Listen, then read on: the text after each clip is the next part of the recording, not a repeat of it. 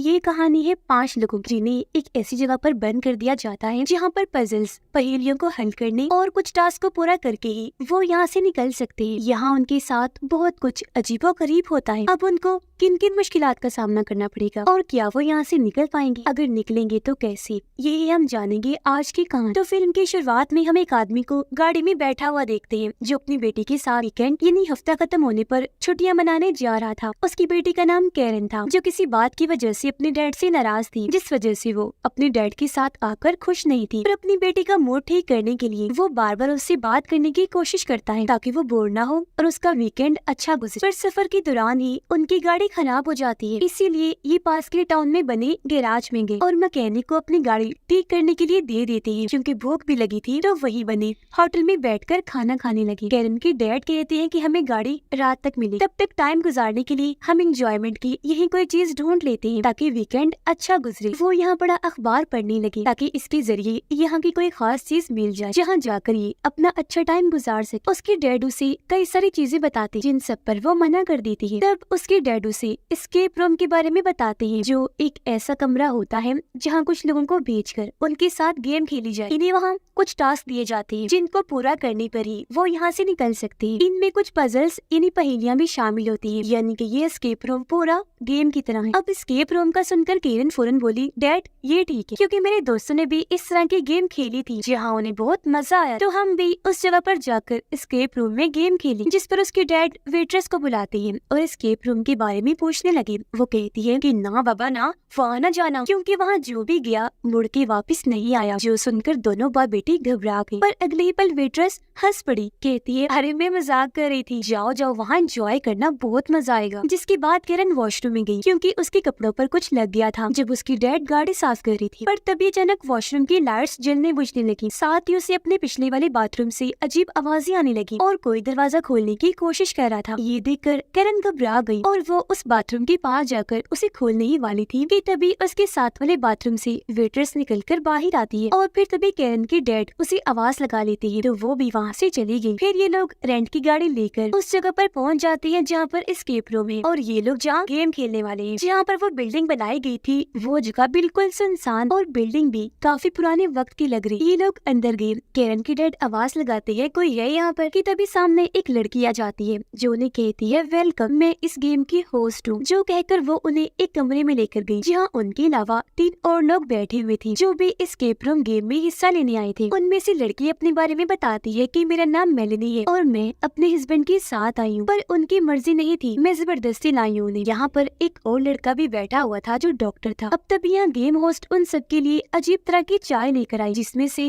तेज धुएं निकल रहे थे। अब कैरन के डैड को इस चाय में कोई गड़बड़ लगती है, इसीलिए वो पीने से पहले सोचने लगे और कैरन को भी पीने नहीं देते, पर जब बाकियों ने पी तो वो भी पी लेते हैं। अब गेम होस्ट उन्हें एग्रीमेंट समझौते के पेपर्स देकर उन पर साइन करने के लिए कहती है जिस पर लिखा था कि ये सब लोग यहाँ अपनी मर्जी से आए हैं, अगर किसी के साथ कोई हादसा पेश आ गया तो वो खुद जिम्मेदार हो, न कि हम। फिर वो सबके मोबाइल ले लेती है क्योंकि ये उनके गेम का असूल था कि कोई भी मोबाइल पास रख के बाहर किसी से राब्ता नहीं करेगा और साथ ही कोई इस जगह की वीडियो ना बना ले। फिर वो यहाँ प्रोजेक्टर के जरिए सबको एक इन्वेंटर जो एक्सपेरिमेंट तजर्बे करके अलग अलग चीजें बनाया करता था उसकी वीडियो दिखाती है और बताने लगी कि इस इन्वेंटर ने ये अजीब घर बनाया, पर उसके बाद से ही इस घर में अजीबोगरीब हादसे होना शुरू हो गए। यहाँ ऐसा क्या था और वो सब क्यों हो रहा था, इस बात का पता लगवाने के लिए यहाँ पर 5 लोग आए, पर वो ही यहाँ फंस गए, जिसके बाद ऐसे लापता हुए कि उनका कुछ अता पता नहीं चल पाया। और अब आप लोगों के साथ यहाँ ये गेम इस तरह खेली जाएगी कि आपको एक कमरे का लॉक खोलकर दूसरे कमरे में जाना है और फिर वहाँ से निकलकर अगले में। याद रखिएगा कि हर कमरे की लॉक की चाबी उसी कमरे में मौजूद है और आपको कुछ पजल्स पहेलियों को सुलझा कर ही वो चाबी मिले। आपके पास ये सब करने के लिए 1 घंटे का टाइम है। जिस बीच अगर आपको ऐसा लगे कि ये हमारे दिमाग से खिलवाड़ किया जा रहा है, आप खुद को पागल महसूस करने लगेंगे, तो सिर्फ वेकअप बोलिएगा, आपको यहाँ से बाहर निकाल लिया जाएगा। ये सब बताते ही वहाँ की लाइट्स ऑफ हो गई। पर जब मेलेनी ने पास पड़ी लाइट ऑन की तो तब तक गेम होस्ट वहाँ से जा चुकी, जिसके बाद इस कमरे के सारे दरवाजे अपने आप ही बंद हो जाते हैं और ये लोग फौरन उठे यहाँ से निकलने के लिए, चाबी ढूंढने के लिए क्लोज हर जगह ढूंढने लगते हैं, मतलब कुछ ऐसे इशारे वगैरह जो चाबी खोजने में इनकी मदद करेंगे। ये लोग देखते हैं कि यहाँ पर बहुत सारी अजीबोगरीब पुरानी कीमती चीजें पड़ी हैं। अब मेलिनी के हस्बैंड को ये जगह बहुत बुरी लगती है। वो कहता है कि हम किस मुसीबत में फंस गए हैं, पता नहीं कब जान छूटेगी यहाँ से। जिस पर मेलिनी कहती है कि 1 घंटे की बात है बस, और जल्दी करो, ये सब ना सोचकर क्लू ढूंढने में अपना दिमाग लगाओ। अब यहाँ कैरन को एक टेप मिलती है और जब डॉक्टर उसे चलाता है तो उसमें एक ऐसा गाना चलने लगता है जिसमें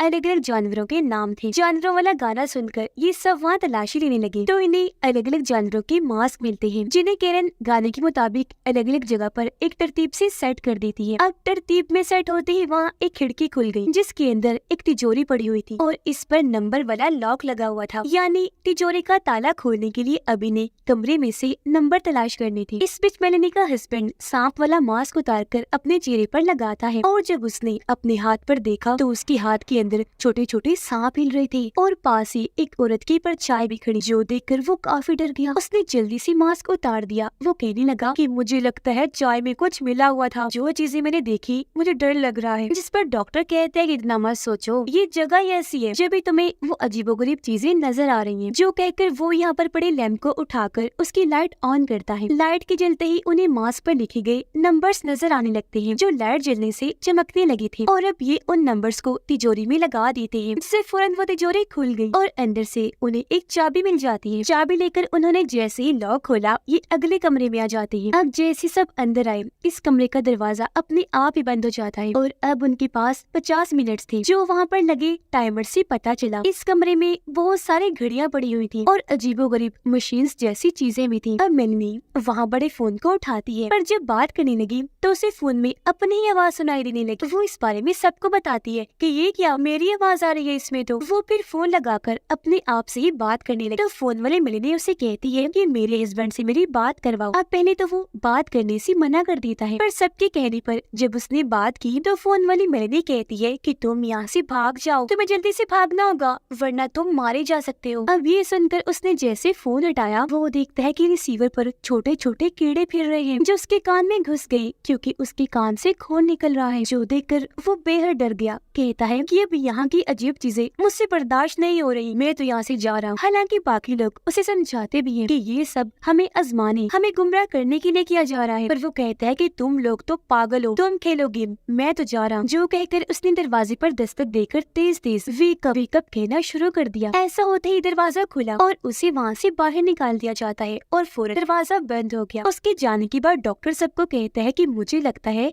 कि हमें भी यहाँ से चलना चाहिए, ये जगह सच में काफी अजीब है, मुझे ठीक नहीं लग रहा। मेलिनी जवाब देती है हमारा क्या जा रहा है, हम तो सिर्फ गेम ही खेल रहे हैं ना, गेम खेलते हैं, गेम पूरी होते ही चले जाएंगे यहाँ से। अब कैरन के डैड को वहाँ एक टाइपराइटर पड़ा हुआ दिखा जिसके बारे में वो बाकियों को बताते हैं। ये पुराने वक्त की लिखने वाली मशीन थी, पर अब यहाँ इन्हें क्या लिखना था ये बात वो नहीं जानती थी। अब तभी कैरन नोटिस करती है कि एक घड़ी बंद पड़ी है और उस पर टाइम रुका आ रहा है 10:12। तो ये लोग वहाँ पड़े रेडियो में 1012 की फ्रिक्वेंसी सिग्नल सेट करते हैं, यानी कि घड़ी के मुताबिक 10:12 की, जहाँ उन्हें एक बूढ़े आदमी की आवाज आई जो इंग्लिश में कुछ बोल रहा था। वो सारे अल्फाज कैरन के डैड टाइपराइटर में लिखने लगते हैं, जिससे वहाँ पर एक लाइन लिखी आ जाती है जिसका मतलब 11:55 था। और अब ये टाइम कैरन वहाँ रुकी हुई घड़ी में सेट करती है 11:55, इन्हीं 12 बजने से 5 मिनट पहले। अब ऐसा करके उनकी पहेली हल हो गई और उन्हें एक चाबी मिल जाती है। चाबी की मदद से ये सारे दरवाजों को खोलने की कोशिश करते हैं। उससे दरवाजे का लॉक तो नहीं पर एक अलमारी जैसे स्टोर रूम का लॉक खुल जाता है जिसके अंदर बहुत सारे कपड़े लटके हुए थे पर बहुत गंदी बदबू भी आ रही थी। अब कैरन इस जगह को चेक करने लगी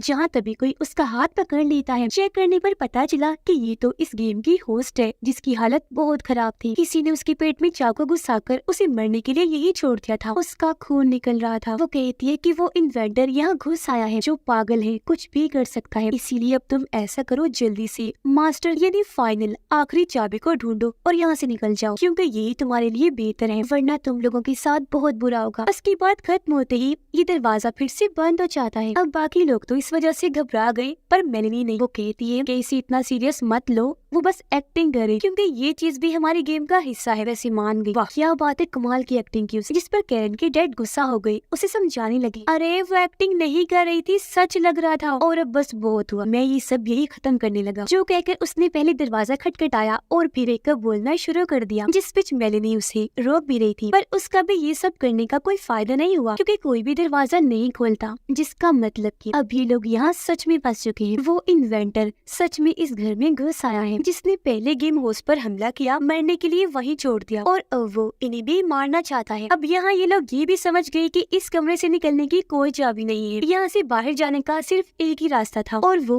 दरवाजे के ऊपर बनी छोटी सी जगह जिसे खिड़की के तौर पर बनाया होता है और उस पार जाकर ये लोग कुछ कर सकते हैं। पर वहाँ से बाहर निकलकर उस पार कैरन के अलावा और कोई नहीं जा सकता था, क्योंकि वो जगह बहुत छोटी सी थी जहाँ से सिर्फ कैरन ही गुजर सकती थी, क्योंकि वो स्मार्ट थी। वो कह भी देती है कि मैं जाऊंगी, पर उसके डैड जाने से मना कर देते हैं, लेकिन उसके बार बार जिद करने पर वो आखिर मान गई और अब उसके डैड और डॉक्टर की मदद से वो ऊपर चढ़ती है और उस जगह से बाहर निकलकर सही सलामत दूसरी साइड पर आ जाती है, जहाँ पर बहुत सारे दरवाजे थे जिन सबको कैरन खोलने की कोशिश करती है, पर वो लॉक थे। अब तभी कैरन देखती है कि वहाँ से एक लड़की गुजरी है, जिसकी थोड़ी सी परछाई वो देख भी लेती है। अब वो लड़की कैरन को अपने पीछे आने का कहती है। तब उसने ऐसे किया, बिना सोचे समझे वो उसका पीछा करने लगी। कैरन के डैड को अपनी बेटी की फिक्र हो रही थी, इसीलिए वो दूसरी साइड से बार बार उसे आवाज लगा रही थी, पर जब वो कोई जवाब नहीं देती तो वो फिक्रमंद हो गई। उन्होंने दरवाजा तोड़ने का फैसला किया। वो काफी मजबूत लकड़ी की एक चीज से दरवाजा तोड़ने की कोशिश करते हैं, पर तोड़ नहीं पाते, क्योंकि यहाँ के सभी दरवाजे काफी मजबूत थे। उधर वो लड़की कैरन को एक अंधेरे कमरे में ले जाती है और अब जैसे वहाँ का दरवाजा बंद हुआ, उस कमरे का दरवाजा खुल जाता है जहाँ पर कैरन के डैड, मेलेनी और डॉक्टर बंद थे, जिसका मतलब कि ये सारे कमरे आपस में जुड़े हुए हैं। एक दरवाजा बंद होगा तो दूसरा अपने आप ही खुल जाए। उधर वो लड़की लगातार कैरन को अपने पीछे आने का कह रही, जबकि वो भी रोती रोती आगे बढ़ रही थी। वो फिर एक काफी अजीब जगह जो यहाँ की पुरानी लैब थी वहाँ जाती है। आवाज उसे कहती है कि मास्टर की ढूंढो। अब कैरन यहाँ आकर आसपास की हर चीज को देखने लगी जो एक्सपेरिमेंट करने वाली अजीब चीजें थी। यहाँ कैरन को एक लाश दिखती है जिस पर कपड़ा डाला हुआ था, इसे यहाँ एक्सपेरिमेंट करने के लिए रखा गया था। और अब जैसे कैरन कपड़ा हटाकर देखती है, उसकी बुरी हालत देखकर वो काफी डर जाती है, जोर से चीख मार देती है। उधर वो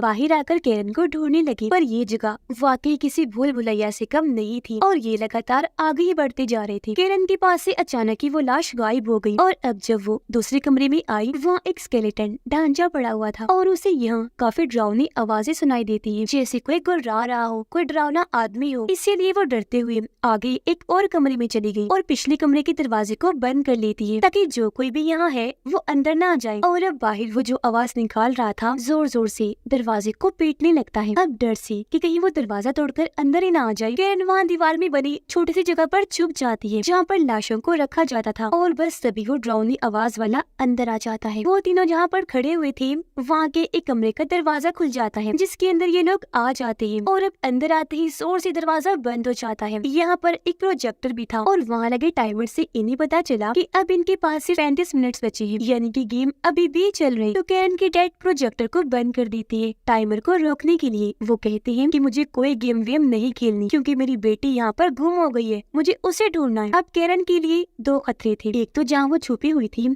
उसके साथ में लाश पड़ी थी और तब तक वो डरावना इंसान भी अंदर आ गया था, पर यहाँ हैरत, वो लाश जिंदा होने लगी थी जिस वजह से हिल रही थी। अपनी जान को खतरे में देखकर कैरन काफी डर जाती है। घबराहट की वजह से उसकी तबीयत खराब होने लगी। डॉक्टर को नंबर्स वाला बॉक्स मिलता है, जिसका मतलब कि इस बॉक्स को खोलने में अब इन्हें नंबर्स चाहिए जो इस कमरे में इन्हें खोजने थे। ये जगह कैरन के डैड जब चेक कर रहे थे तो इसी कमरे में बने दूसरे कमरे में वो आ जाते हैं, जिस बीच उनके पीछे से हम एक परछाई को गुजरता हुआ देखते हैं जिन्हें वो नहीं देख पाते। कैरन देखती है कि लाश में जान आ गई है और अब उसका हाथ धीरे धीरे करके कैरन की तरफ आ रहा था, इसीलिए वो अपनी जान की दुआएं मांगने लगी। हल्की हल्की आवाज में बचाओ बचाओ कहने लगती है। डॉक्टर सोच रहा था कि बॉक्स वाले लोग के नंबर्स कहाँ मिल सकते हैं कि अचानक उसका दिमाग काम किया। वो सोचता है कि जब हम यहाँ आए थे तो पंखे पर कुछ नंबर्स लिखे हुए थे, हो सकता है कि वही लोग के नंबर्स हो, इसलिए अब ये प्रोजेक्टर की रोशनी को पंखे पर मारने का सोचते हैं ताकि इन्हें नंबर दिख सके, पर वो ऐसा नहीं कर सकते थे क्योंकि प्रोजेक्टर को वहाँ फिक्स किया गया था, वहाँ से उसे हटाया नहीं जा सकता था। पर जब भी वहाँ पड़े शीशे को देखते हैं तो इन्हें एक आइडिया आया। वो प्रोजेक्टर की रोशनी को शीशे पर मारकर उसका अक्स पंखे पर दे मारते हैं, जिससे आखिरकार इन्हें नंबर्स पता चल गए, जो लॉक पर लगाकर ये बॉक्स को खोल लेते हैं, जिसके अंदर से इन्हें एक नई चाबी मिलती है। ये अगले कमरे की थी, जिसे खोलकर कैरन के डैड और डॉक्टर बाहर फिलहाल आ जाते हैं, पर मेलेनी नहीं जाती क्योंकि उसने प्रोजेक्टर में बड़ी अजीब चीज नोटिस कर ली थी। उसने देखा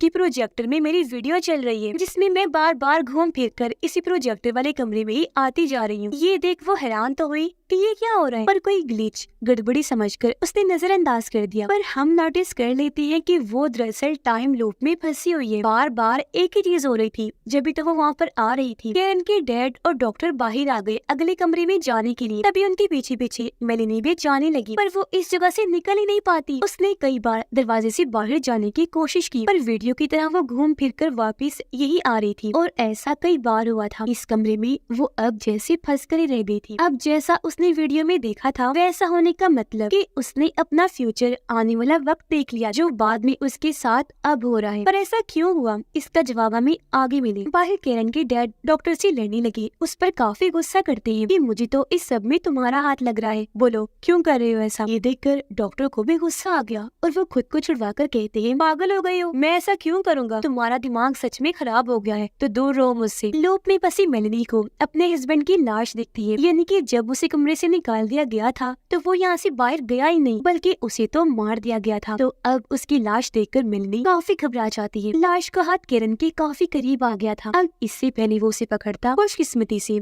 इस वाले कमरे में डॉक्टर आ गया और ऐन वक्त पर वो उस जगह का दरवाजा खोलकर कैरन को बाहर निकाल लेता है। उसके निकलते ही इस कमरे का दरवाजा भी बंद हो गया। कैरन उससे पूछती है कि मेरे डैड कहाँ हैं? डॉक्टर ने जवाब दिया कि मुझे नहीं पता। अब कैरन कहती है कि गेम हेड ने कहा था कि इन्वेंटर वापस आ गया है जो हमें मारना चाहता है। तो आप बताएं कौन हो सकता है इन्वेंटर? किस पर शक है तुम्हें? मैं सच बताऊं, मुझे तो आप पर ही शक है कि वो इन्वेंटर आप है और हमारी जान लेना चाहते हैं। बताएं कि ये सच है और ये करने के पीछे क्या मकसद है? अब कैरन को उस पर शक इसलिए था क्योंकि उस ड्राउने आदमी के अलावा और कोई नहीं जानता था कि कैरन इस कमरे में आई है, जबकि डॉक्टर ने तो डायरेक्ट आकर इसे वहाँ से बाहर निकाल लिया। मतलब कि ये जानता था कि कैरन वहाँ छुपी हुई है और आया भी वो यहाँ अकेला, उसके डैड को नहीं लाया था। डॉक्टर अपनी सफाई में जवाब देता है कि जैसा तुम सोच रही हो वैसा कुछ नहीं है, मैंने तुम्हारी चीख मदद की पुकार सुनी थी तो मैं यहाँ आ गया क्योंकि दरवाजे भी खुले थे और हमें वैसे भी कोई मारने वाला नहीं है क्योंकि ये बस एक बेकार सी गेम है, थोड़ी ही देर में खुद ही खत्म हो जाए और हमें यहाँ से बाहर निकाल लिया जाएगा। लूप में फंसी मेलेनी को फोन की घंटी सुनाई देती है। उसने जब फोन उठाया तो वो दूसरी साइड पर अपनी आवाज को सुन रही। अब वो बिना सोचे बोल देती है कि मेरे हस्बैंड से मेरी बात करवाओ। और अब जब उसकी बात अपने हस्बैंड से हुई तो वो उसे कहती है कि यहाँ से भाग जाओ वरना तुम्हारे साथ बहुत गलत होगा, तुम मारे जा सकते हो। अब यहाँ आप लोगों के जहन में कई सारे सवाल उठ रहे होंगे कि ऐसा तो पहले हो चुका है तो दोबारा, तो इसका जवाब मैं आपको क्लियर कर देती। जैसा कि हम जानते हैं कि यहाँ पर टाइम लूप भी चल रहा है जिसके अंदर अभी सिर्फ मेलेनी फंसी है, तो इस वजह से यहाँ ये अपने तीनों वक्तों के रूप यानी पास्ट, गुजरा हुआ, प्रेजेंट मौजूदा तो वो है और फ्यूचर यानी आने वाले रूप को देख पा रहे थे। इसीलिए यहाँ उन्हें कभी अपने पास्ट का तो कभी फ्यूचर का वक्त दिखाई दे रहा था। अब जब पहले वाली मेलेनी ने फोन उठाया था, जब वो अपने आप से बात कर रही थी, तो वो दरअसल इस वाली मेलेनी से बात कर रही थी जो उसके फ्यूचर का रूप था, जो चीज अब यहाँ पर हो रही थी। और क्योंकि ये वाली मेलेनी पहले ही सारी खतरों से दो चार हो गई थी, इसीलिए वो अपने हस्बैंड को यहाँ से भाग जाने का कह रही थी। और अब क्योंकि उस वक्त का फ्यूचर अब का प्रेजेंट है तो मेलेनी यहाँ पर फंसी हुई है और उसी जगह पर किसी की होने का एहसास होता है। साथ ही कुछ साए उसे परेशान कर रहे थे, इसलिए वो यहाँ पर पड़ी लकड़ी की एक सीढ़ी पर चढ़कर भागने की कोशिश करती है, पर तभी एक सीढ़ी टूट गई जिससे मेलेनी नीचे जाके गिरती है। टेबल पर पड़ा एक कटर उसके दिमाग में घुस जाता है जिससे उसका सर खुल गया, वो नीचे गिर गई और ऐसे उसकी दर्दनाक मौत हो जाती है। उधर कैरन और डॉक्टर इस जगह से निकलने की चाबी ढूंढ रहे थे, जहाँ कैरन को टेबल पर पड़े हुए कागज मिलते हैं जिनमें से एक पर लिखा हुआ था कि ऑब्जेक्ट पेट के अंदर है। यहाँ ऑब्जेक्ट का मतलब पास चीज थी जिस बीच डॉक्टर को यहाँ से बाहर निकलने का रास्ता मिल जाता है। वो एक छोटी सी सुरंग थी जिसके ऊपर ताला लगा हुआ था और अब इसकी चाबी वो पूरे कमरे में ढूंढने लगी। डॉक्टर की नजर यहाँ लगे कमोड पर गई, उसे लगता है कि चाबी इधर ही है, इसलिए वो कहता है कि यहाँ जो भी लोग थे बहुत ही गंदे थे जिनसे और उम्मीद भी क्या लगाई जा सकती है, चाबी यही छुपी हुई है। जो कहकर वो कमोड में अपना हाथ डालता है और फिर तभी उसके हाथ किसी का कटा हुआ हाथ लग गया। वो डर गया, जल्दी से हाथ को वापस फेंक देता है। पर अब कैरन हिम्मत करके हाथ अंदर डालती है, जहाँ उसने कटे हुए हाथ को बाहर निकाला तो पता चला कि ये हाथ तो नकली है। उसने फिर अपना हाथ डाला और इस बार उसे चाबी भी मिल जाती है, जिसे निकालकर सुरंग का ताला खोलने लगी और उसके खुलते ही फौरन ये सुरंग के अंदर चले जाते हैं, इस उम्मीद के साथ कि यही से बाहर जाने का रास्ता है। आगे कैरन थी जबकि पीछे डॉक्टर, पर तभी कोई पीछे से आकर डॉक्टर पर हमला कर देता है और उसे खींचकर अपने साथ ले गया और जान से मार डालता है, क्योंकि डॉक्टर की चीखों की आवाजों को हम सुन पा रहे थे। अब उसे किसने मारा था ये हम देख नहीं पाते। कैरन जो पहले काफी डरी हुई थी जल्दी से आगे बढ़ने लगी। चलते चलते कैरन की डैड उस कमरे में आ जाती है जब मेलिनी मारी गई और वो यहाँ पर उसके हस्बैंड की लाश को भी लटका हुआ देखते हैं। इतने ही दिन में सुरंग के रास्ते कैरन भी यहाँ पर आ जाती है। दोनों ने जब एक दूसरे की आवाज सुनी तो फौरन सामने आ गई। ये दोनों बाप बेटे मिलते हैं क्योंकि गुम होने के इतने टाइम बाद मिले थे और एक दूसरे से इन्हें पता चलता है कि हम दोनों के अलावा अब यहाँ पर कोई नहीं बचा, सब मारे गए हैं। कैरन डर रही थी। उसकी डैड गले से लगाकर उसे हौसला देती है कि तुम परेशान ना हो बेटा, मैं तुम्हें यहाँ से सही सलामत बाहर निकाल लूंगा। अब कैरन की डैड नोटिस करती है कि ये कमरा वापस अपनी हालत में आ गया है, यानी बॉक्स को लॉक भी दोबारा लग गया और नंबर्स वाला पंखा भी चलना शुरू हो जाता है, साथ ही टाइमर भी दोबारा शुरू हो गया। और अब क्योंकि इन्हें सब चीजें पहले से ही पता थी तो सबसे पहले कैरन की डैड पंखा बंद करती है और उसके नंबर से बॉक्स का ताला खोलकर चाबी लेती है और फिर यहाँ का ताला खोलकर बाहर निकले और अब ये सबसे पहले वाले कमरे में आ जाते हैं, जिसका मतलब साफ था कि अब इन्हें सारे पजल्स फिर से हल करने होंगे। और क्योंकि ये सारे पजल्स जानते थे तो पहले वाले पजल को हल करके घड़ियों वाले कमरे में आए और फिर वहाँ की पजल को हल करके स्टोर रूम वाले कमरे में आ गए, जहाँ इन्होंने देखा कि गेम होस्ट अभी भी यहीं बैठी हुई थी जख्मी हालत में। उसके कटे हुए पेट को देखकर कैरन को वही बात याद आई जब उसने पेपर पर लिखा पढ़ा था कि ऑब्जेक्ट पेट के अंदर है, यानी कि गेम होस्ट के ही पेट में चाबी हो सकती है। कैरन को साइड में करके बड़ी हिम्मत दिखाते हुए उसके डैड पेट में हाथ मारते हैं, जहाँ इन्हें सच में चाबी मिल जाती है, जिसे लेकर ये जल्दी से यहाँ से भागे क्योंकि टाइम कम था और इन्हें यहाँ से ताला खोलकर कैसे भी करके निकलना था। इन्हें एक दरवाजा मिल भी गया जिसे खोलकर ये सीधा होटल की वॉशरूम में आ जाती है, इन्हें जिस होटल में इन्होंने खाना खाया था। कैरन अपने डैड को बताती है कि मैं पहले यहाँ आ चुकी हूँ। इतनी ही देर में इन्हें यहाँ किसी के आने का एहसास हुआ, इसलिए जल्दी से बाथरूम में जाकर छुप जाते हैं। इन्होंने बाहर झांक देखा तो पता चला कि वहाँ पर और कोई नहीं बल्कि कैरन थी, जो वही सब कर रही थी जो उसने पहले भी किया, यानी अपने कपड़ों पर लगे दाग को साफ कर रही थी। अब पहले की तरह इस बार भी बाहर वाले कैरन को शक हो जाता है कि अंदर कोई है, इसलिए दरवाजा खोलकर वो जैसे अंदर जाने लगी, साथ वाले बाथरूम से वेट्रेस निकलकर बाहर आती है। अब ये पहले होने का मतलब ये कि ये लोग अब बाहर वाली कैरन को इसलिए देख रहे थे क्योंकि वो कैरन का पास्ट वाला रूप थी और बाहर वाले के लिए ये सब फ्यूचर था जो पहले उसे दिख गया था। पिछली बार की तरह बाहर वाले कैरन को उसकी डैड आवाज लगा देती है और वो वहाँ से चली गई, जिसके बाद ये दोनों बाप बेटी वहाँ से निकलकर बाहर आए। देखते हैं कि होटल में सब वैसा ही है जैसा पहले था। होटल से बाहर आने के बाद कैरन कहती है डैड हमारी गाड़ी ठीक हो गई है, जिसके अंदर ये लोग जल्दी से जाकर बैठ जाते हैं। कैरन की डैड चाबी ढूंढने लगी, लेकिन उन्होंने बड़ा चौंका देने वाला सीन देखा कि गाड़ी के दरवाजे पर ताला लगा हुआ है और ऐसे कई सारे ताले और लगे हुए थे जो आम नहीं काफी अजीब लग रहे थे, यानी कि ये लोग अभी तक गेम में फंसे हुए हैं। ये लोग उस घर से तो बाहर निकल गए थे पर अब इस टाउन से निकलने के लिए न जाने और कितने इनको पजल सुलझाने होंगे। हो सकता है ये भी यहाँ से कभी बाहर ना निकल पाए, हमेशा लूट की दुनिया में ही फंसे रही और फिर मारे जाए जैसा कि बाकी लोगों के साथ भी हुआ। जब तो इस फिल्म का नाम नो एस्केप रूम है, यानी कि एक बार जो इस गेम में आ गया वो कभी एस्केप नहीं कर पाए, यानी कि इससे नहीं निकल सके। जैसा पहले 5 लोगों के साथ भी हुआ वो यही मारे गए क्योंकि उस पागल इन्वेंटर की बनाई हुई ये अजीब एस्केप गेम और उसके एक्सपेरिमेंट से कोई नहीं बच सका। यहाँ उसने मरे हुए लोगों की आत्माओं को भी हर जगह फैलाया हुआ था और खुद उसकी भी आत्मा यहाँ आती थी लोगों को मारने के लिए, ताकि वो हमेशा के लिए आत्मा बनकर यही रह सके। मरे हुए लोग उसके अपने ही शिकार होते हैं जिनको उसने एक्सपेरिमेंट करके मारा और जो एस्केप रूम में फंसकर मारे जाते हैं, जिनकी भी आत्माओं को बाद में वो अपनी टीम में शामिल कर लेता है ताकि उसकी आत्माओं की काफी बड़ी आर्मी बन जाए। और इसी सस्पेंस के साथ ये कहानी इधर ही खत्म हो जाती है।